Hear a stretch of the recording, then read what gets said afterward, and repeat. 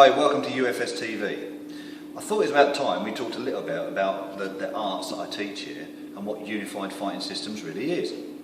So Unified Fighting Systems is my version, Andy Gibney's version of Jeet Kune Do. So then it begs the question, what is Jeet Kune Do? Well, Jeet Kune Do is the martial arts that Bruce Lee developed, and he developed that in the 1960s. His background was Wing Chun, which he started in 1953, and he carried on doing that for 6 years until he left Hong Kong and went to America in 1959. Well, one of the things that he realised when he went to America was people were bigger than he was used to confronting in some way, because there are stories about him having lots of different fights in Hong Kong. But once he got to America, bigger guys, different build of frame, and he realised that what he had learnt in Wing Chun was limited. And that sort of set him off on the path of thinking about how his art would develop. He just found limitations in it. So he started to read more and more books and studied more and more different systems. Well, that development continued over a certain period of time.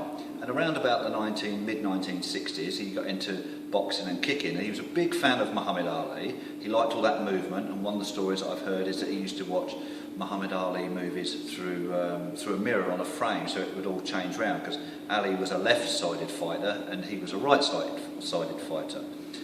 He also had this fight with Wong Jack Man in 1964 and realised that his conditioning wasn't good enough, so he added conditioning heavily into his training program. He also had a lot of weight training programs that he was doing as well. So he became this encapsulation really of being the ultimate street fighter, the best he could be as things were in the 1960s. And then in 1967 he named his art Jeet Kune Do. Prior to that it had been called Jun Fan Gung Fu, from his name Li Jun Fan, which was his Chinese name. He was named Bruce by a nurse at San Francisco Hospital. So, 1967, Jeet Kune Do is named, and it covers the 4 ranges of kicking and punching, trapping and grappling.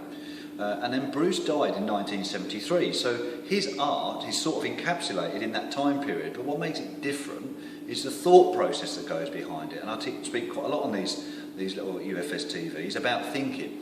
And Bruce was a big thinker and was a big studier of philosophy. So, for example, you can't put boxing and taekwondo and wrestling together and make Jeet Kune Do, because that's not the blend that goes together. The philosophy is really important. At the end of this clip today, I'm going to show you a class that we did a couple of weeks ago, where 4 of the black belts, myself and 3 others, were teaching different things. And you'll sort of get an understanding of what happens in the version of Jeet Kune Do that I now teach, Unified Fighting Systems. So Bruce died 40 years ago, and the art developed then through his students, Dan Inosanto and Richard Bustillo, Larry Hartzell and others, but particularly Inosanto and Bustillo, they were training partners, and how their art developed. So Unified Fighting Systems is my version. The things that I've learned since 1987, since I've been training Jeet Kune Do, my thought processes, how things have developed. MMA didn't exist back in 87. Brazilian Jiu-Jitsu wasn't known about outside of Brazil really. And so that would be one area, and all sorts of developments that have happened in those 26 years since I began training in it. So that's what Unified Fighting Systems is, that's what Jeet Kune Do is, and that's what we do here. Till we see you next time, thanks from UFS TV.